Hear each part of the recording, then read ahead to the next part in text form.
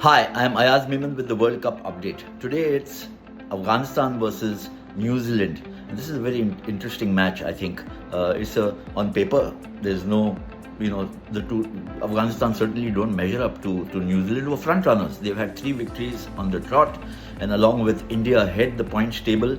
But after the heist that Afghanistan pulled off against defending champions England the other night, I think the Kiwis would be very wary of this bunch of players from Afghanistan, led by the talismanic Rashid Khan. Not as the captain. Remember, Rashid is not the captain, but he is such a live wire. He's involved in everything that happens on the field, and I think that he is going to be a very crucial factor for both teams. How well he plays and performs for Afghanistan will determine how well New Zealand play. Now I know that's making it very simplistic, because in the match against England, Mujibur Rahman and Mohammad Nabi also played extremely well, as did Gurbaz.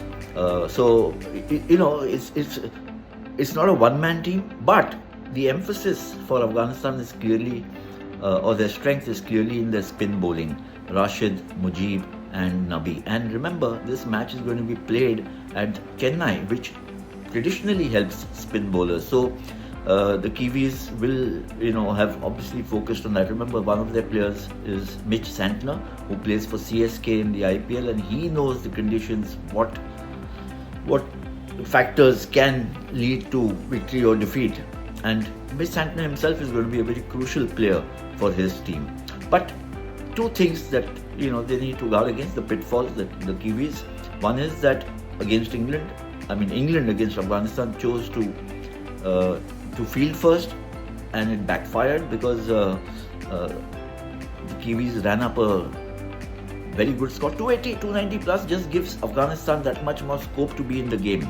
Batting is not their strength, spin bowling is their strength. So if they get 280, 285, 290, 300 is their target, they could be a handful. Remember, against India they got 272, but India's batting is in such majestic form that they swept aside the Afghans. All teams may not be able to do it.